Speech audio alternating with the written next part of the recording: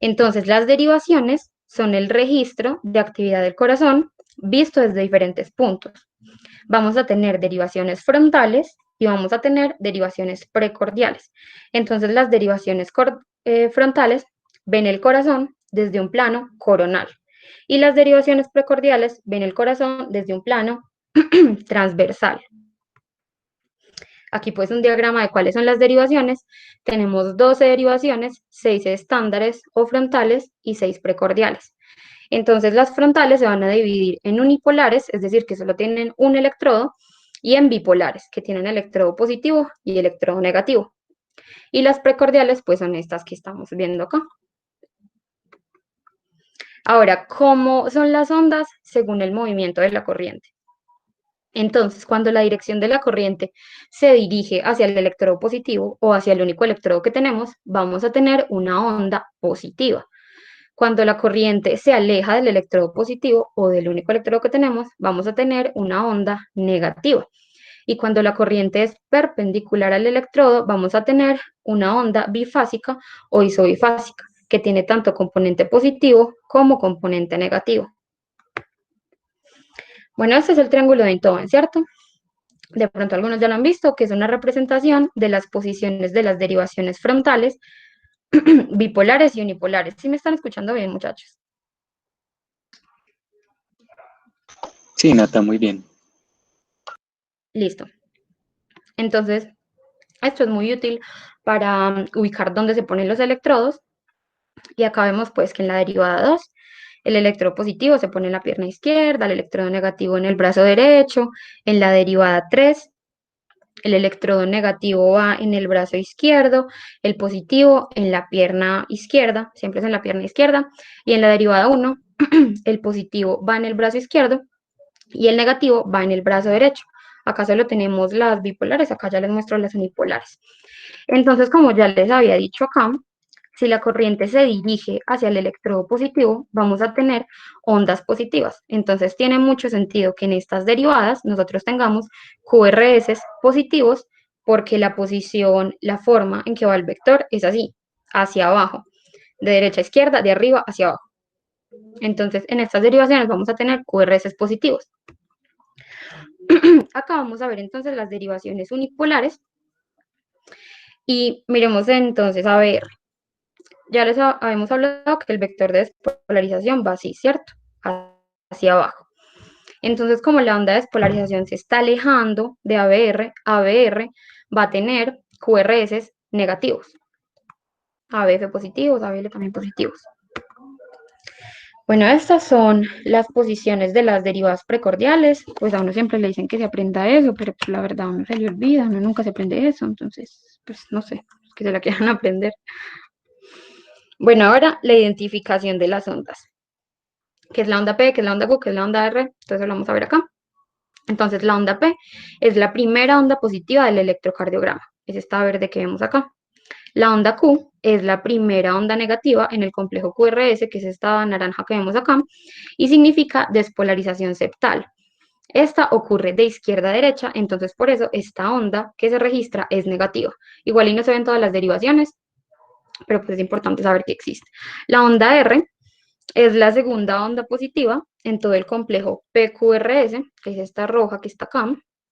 La onda S es la segunda onda negativa en el complejo PQRS, que es esta que está acá. Y la onda T es la tercera onda positiva en el complejo PQRS. Bueno, la onda U, que es una cuarta onda positiva que no aparece en todos los electrocardiogramas, aparece más o menos en el 5 o 20% de los electrocardiogramas, estaría después de la onda T y antes de la siguiente P del otro complejo PQRS. Y esta significa repolarización de las cuerdas tendinosas. Ahora, el complejo QRS, si nosotros lo vemos acá, es más grande, tiene más amplitud. ¿Por qué? Porque como ya hemos dicho, la corriente se desvía hacia el ventrículo izquierdo, que es más grande, porque allá hay más masa que despolarizar. Y pues el ventrículo izquierdo es más grande por la función que tiene, ¿no? Que es bombear sangre a todo el cuerpo, mientras el ventrículo derecho a los pulmones. Bueno, entonces vamos a hablar un poquito de cómo es el papel milimetrado. Entonces el papel milimetrado tiene cuadros grandes y cuadros pequeños. En el eje vertical vamos a ver la amplitud del voltaje y en el eje horizontal vamos a ver el tiempo en segundos o en milisegundos. Pero pues la verdad a mí me gusta mucho más en segundos, como que me confundo menos. Entonces los cuadros grandes son de 5 por 5 cuadros pequeños. Los cuadros pequeños en tiempo son 0,04 segundos y en voltaje son 0,1 milivoltios. Cada uno de estos cuadritos pequeños equivale a 1 milímetro. Entonces, este cuadro grande va a ser 5 milímetros por 5 milímetros. En tiempo va a ser 0,20 segundos, porque 0,04 por 5 es 0,20. Y en voltaje va a ser 0,5 milivoltios, porque 0,1 por 5, pues 0,5 milivoltios. Bueno, acá vamos a ver cómo es la amplitud, que está en el eje vertical, y la duración está en el eje horizontal, como ya les había dicho. Bueno, ahora, ¿cuáles son las diferentes morfologías del complejo QRS? Todos estos son complejos QRS, a pesar de que algunos no tienen Q, algunos no tienen R, todos se llaman complejos QRS, y estos QRS pueden variar según la derivación que estemos mirando, según la colocación de los electrodos, según el patrón de despolarización que vemos en un momento. Entonces, lo que se hace es que ponemos con letras minúsculas las ondas pequeñas y ponemos con letras mayúsculas las ondas grandes. Una onda grande es una onda que mide más de 5 milímetros. Entonces, digamos acá, tenemos un complejo Q minúscula, R mayúscula. Acá tenemos un complejo R mayúscula, S mayúscula. Este es un complejo isobifásico perfecto. Acá tenemos un complejo R. Acá tenemos un QS, que este es un negativo, digamos, este podría ser uno que veríamos en ABR. Acá tenemos un RS, bueno, sí, y muchos más ejemplos así de las diferentes formas que adopta el complejo QRS. Ahora, los complejos QRS en derivaciones frontales y precordiales. Entonces acá lo estamos viendo en derivaciones frontales. Esto significa dónde está el electrodo, ¿cierto? Sabemos que ABR solo tiene uno, entonces, bueno, acá solo nos indican uno, pero en el caso de las derivaciones bipolares nos indican que es el electrodo positivo, porque es hacia donde se mueve la corriente y hacia donde vamos a tener ondas positivas en caso de que la corriente se mueva hacia ese electrodo.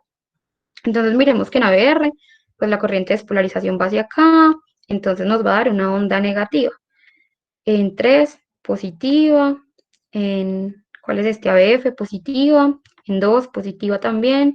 En 1, isobifásica, porque el electrodo está puesto perpendicular a cómo va la corriente de despolarización. Y acá pues tenemos más ejemplos de cómo va en las precordiales. En las precordiales, miren que la R cada vez se va a ir haciendo más grande. Acá tenemos una R pequeña, un poquito más grande, un poquito más grande. Acá ya tenemos Q, R, no hay S. Acá tenemos Q, R, acá Q, R.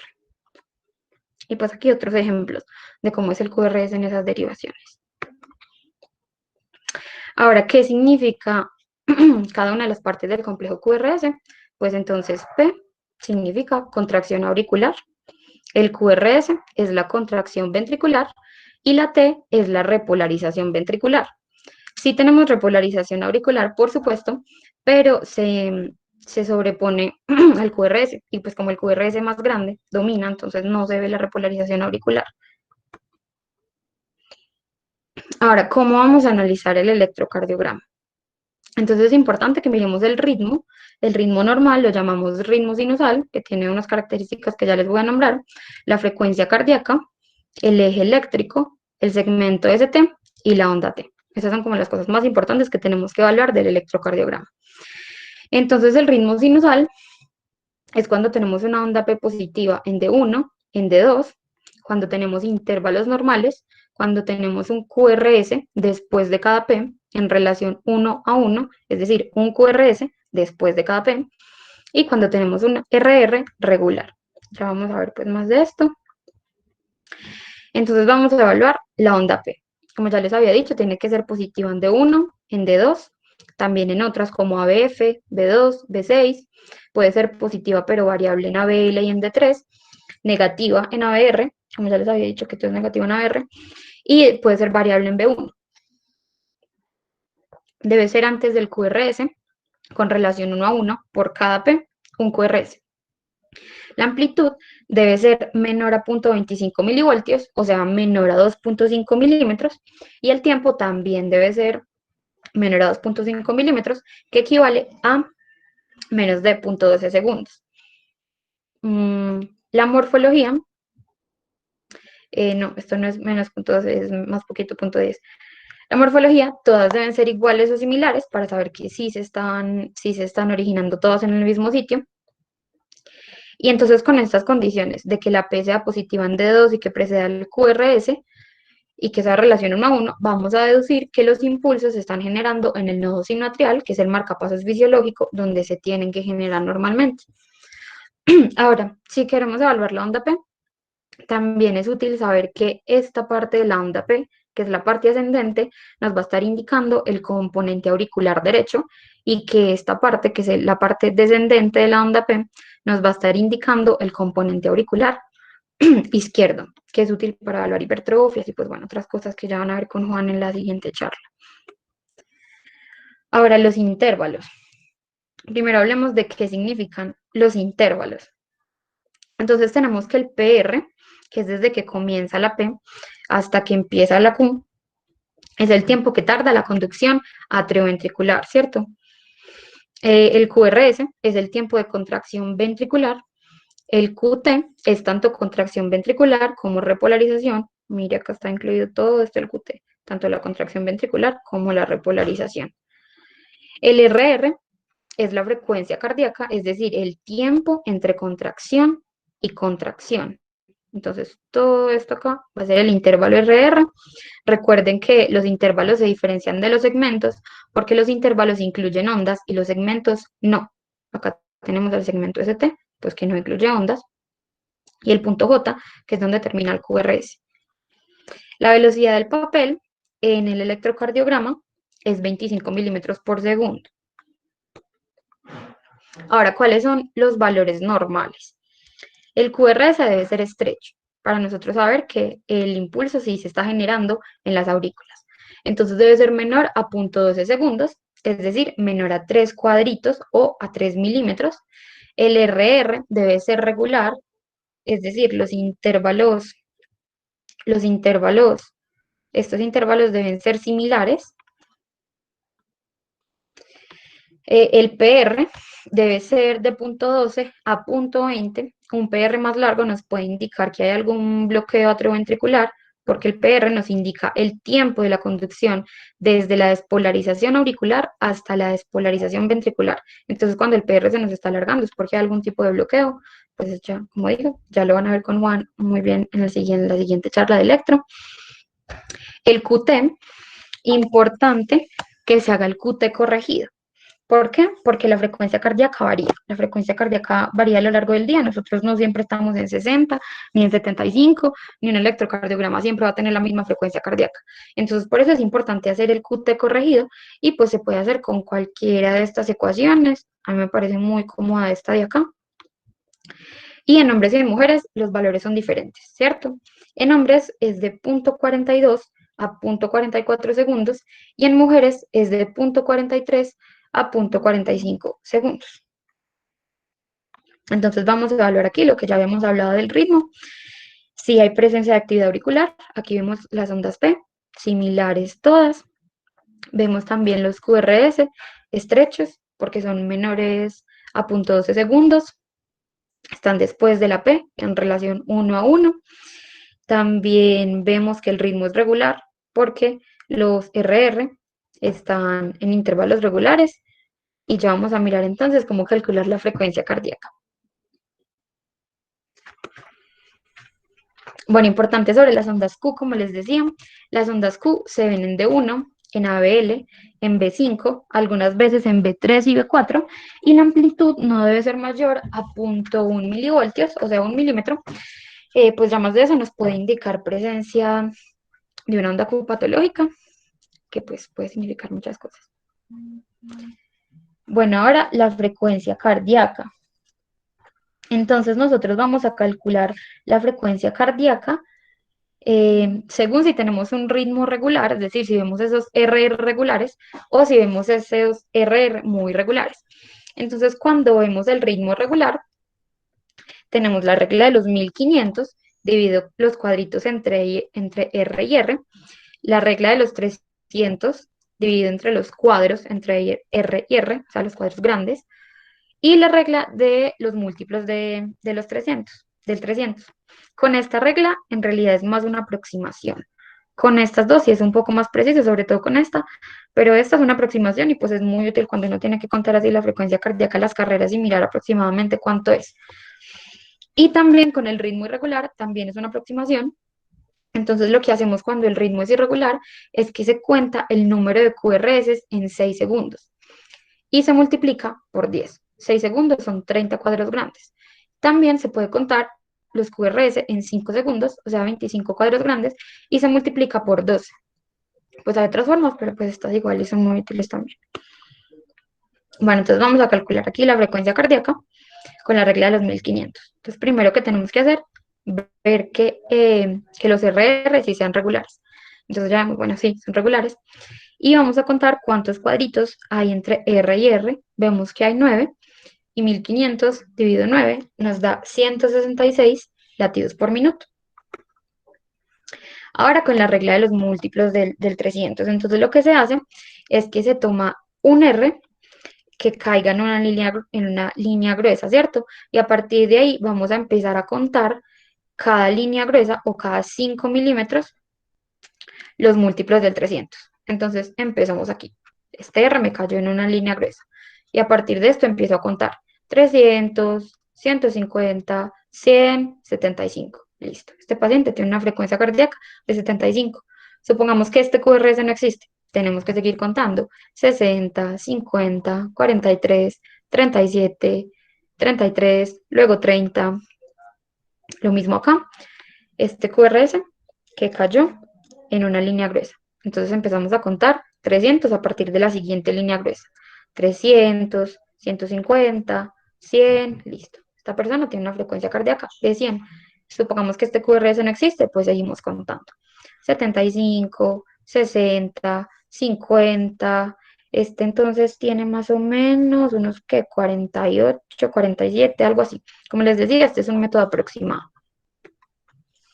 Aquí pues lo mismo, 300, 150, 100, 75, sería acá 60, pero está un poquito más alta que 60, por ahí 68, 67. Bueno, ahora el eje eléctrico. El eje eléctrico, muchachos, eso sí que le da dificultad a uno aprendérselo porque es un concepto un poquito abstracto, pero pues es muy importante. Entonces, ¿qué es el eje eléctrico? El eje eléctrico es el vector medio, el vector promedio en el que se mueve la onda de despolarización a lo largo del corazón. Entonces, miremos, acá tenemos todas las ondas de despolarización como se mueven a lo largo del corazón, que ya lo hemos dicho de arriba hacia abajo, de derecha a izquierda, ¿cierto? Entonces, cuando nosotros hacemos esa sumatoria de vectores, tenemos este vector grandote que tiene que ir hacia abajo.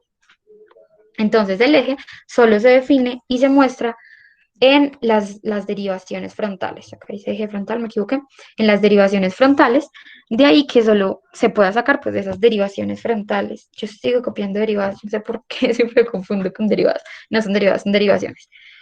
Bueno, el vector medio del QRS, como ya hemos dicho, apunta hacia abajo y a la izquierda, representando el promedio de la dirección del flujo durante la despolarización ventricular. Ahora, el eje normal del QRS, o sea, la dirección de ese vector de despolarización, debe estar entre 0 grados y 90 grados en el sistema exaxial, que ya lo vamos a mirar. ¿Y por qué es importante saber cuál es el eje eléctrico?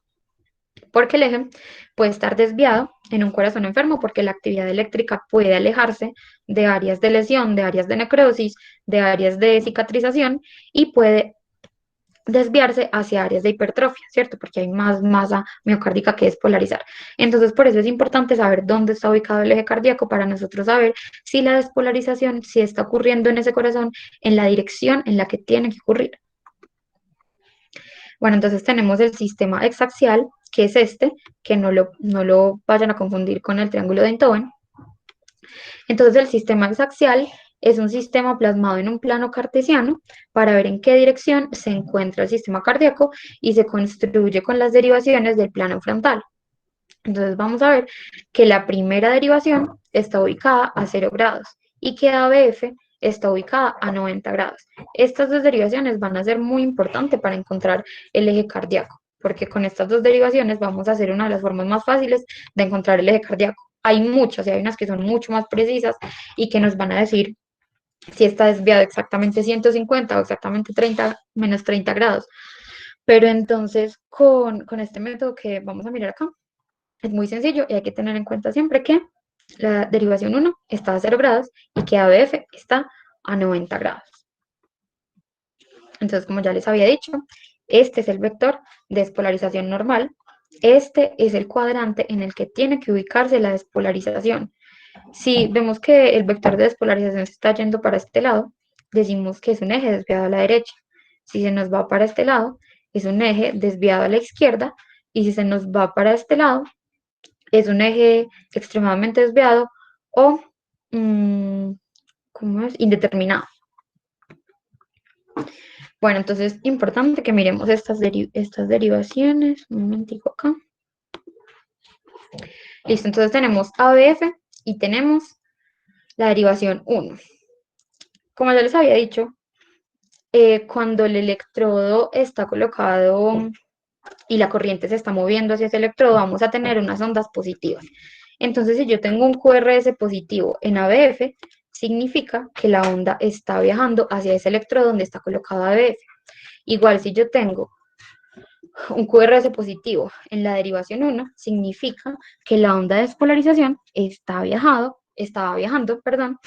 hacia el electrodo positivo de esta derivación. En cambio, si yo tengo un QRS negativo en esta primera derivación, significa que la despolarización está viajando en sentido contrario a donde está el electrodo positivo. Igual en ABF. Si tenemos una onda negativa en ABF, quiere decir que la onda de despolarización está viajando en sentido contrario a donde está ABF. Y pues miren que tiene mucho sentido, porque este sí es el vector de despolarización hacia donde debería estarse moviéndose, hacia ABF y hacia ABL, como lo habíamos dicho, de derecha a izquierda, de arriba hacia abajo.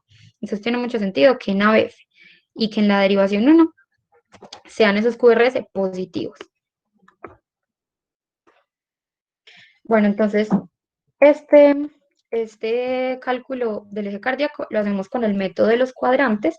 Lo que hacemos aquí es observar la dirección del QRS en la derivación 1 y en ABF. La derivación 1 nos indica el movimiento de los impulsos a la derecha o a la izquierda y ABF nos indica el movimiento de los impulsos hacia arriba o hacia abajo. Entonces, normalmente en las dos derivaciones el QRS debe ser positivo, por lo que ya hablamos ahorita. Y acá vamos a ver entonces cómo se ven. Espera, pongo el láser otra vez. Acá vamos a ver cómo se ven esos QRS en las derivaciones 1 y ABF en las diferentes desviaciones o en el eje normal. Entonces, en el eje normal debe estar positiva en derivación 1, positiva en ABF. Y pues ya aquí pueden ver cómo es en las desviaciones a la derecha, o en las desviaciones a la izquierda, o en las desviaciones extremas. Esto, lo mismo, muestra cómo serían los QRS en caso de que haya desviación o de que sea pues normal. Ahora, no todas las desviaciones del eje cardíaco son causas de alarma. Normalmente el eje cardíaco está desviado a la derecha en niños y a la izquierda en mujeres embarazadas. Pero pues también hay otra cantidad de patologías en las que el eje cardíaco puede estar desviado a la derecha o a la izquierda. Eso pues lo vemos después. Entonces acá un ejemplo de desviación del eje. A la derecha tenemos ABF que está positivo, o sea que aquí sí está viajando hacia ABF, ¿cierto? Pero miren que en la derivación 1 está negativo, entonces se está yendo hacia ese lado, ¿no? Entonces si está viajando sí hacia ABF, pero está viajando en sentido contrario a la derivación 1, entonces este es un eje desviado a la derecha. Y este es un eje desviado a la izquierda, pues es al revés, ¿no? Tenemos el QRS positivo en la derivación 1 y negativo en la derivación ABF. Bueno, ahora la onda T. La onda de despolarización ocurre desde epicardio a endocardio, o sea, al revés a cómo ocurre la despolarización. La repolarización ventricular es un poco más lenta que la despolarización, entonces la onda T es mucho más ancha que el QRS. La dirección normal de la onda T, pues es la misma que la de la R generalmente. O sea, si hay un QRS positivo, vamos a tener una onda T positiva. Pero en algunos casos, como en B2 y en B4, podemos ver ondas positivas en presencia de QRS que son predominantemente negativos. La amplitud y la altura normal de la onda T es más o menos de 1/3 a 2/3 de la onda R correspondiente. O sea, no puede ser igual de alta que el QRS, que la R del QRS, mejor dicho. Bueno, y el ST es el tiempo entre el fin de la despolarización y el comienzo de la repolarización. ¿Cómo debe ser el ST? El ST debe ser isoeléctrico, o sea, debe ser plano o debe estar sutilmente elevado en todas las derivaciones, sutilmente, no mayor a 1 milímetro, porque pues eso ya nos podría indicar eventos coronarios o bueno, otras cosas que van a ver después. Y acá está entonces un ejemplo de un electro para que lo revisemos. Pues vamos a ver. Onda P antes del QRS, relación 1 a 1. Frecuencia cardíaca, vamos a mirar. 300, 150, 100, 75 más o menos. De pronto un poquito menos, yo creo. A ver, ¿qué más? Yo lo estoy haciendo todo en desorden, como me voy acordando. Hagamos el eje. Entonces, positivo en derivación 1, positivo en ABF, entonces el eje está ubicado entre 0 y 90 grados, está normal. ¿Qué más podemos mirar de acá? Pues el PR, pero pues la verdad me tengo que acercar mucho a la pantalla y no lo voy a contar, pero sí es menor a 0.20. Los QRS son estrechos, las P's son simétricas, entonces vamos a ver aquí. Frecuencia cardíaca, 70 latidos por minuto, como ya les había dicho, es mucho más preciso con el método de los 1500. El PR es 0.15 segundos, el ritmo es sinusal y el eje está normal. Y listo, muchachos. No sé si tienen preguntas.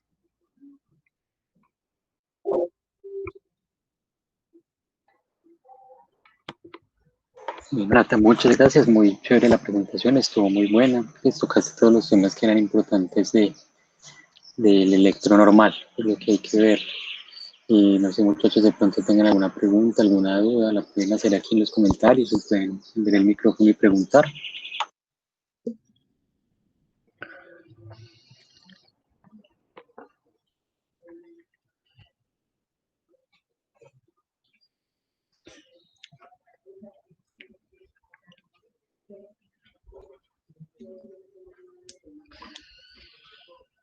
Bueno, me parece que no. Entonces, no, listo. Muchas gracias, Nata, por la charla. Estuvo muy chévere, muy buena.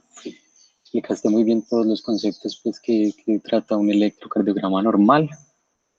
Y entonces esperamos vernos, muchachos, el martes para ver ya las alteraciones patológicas más comunes que se pueden ver en un electrocardiograma. Entonces, muchas gracias a todos. Estén muy bien. Listo. Gracias a ustedes también.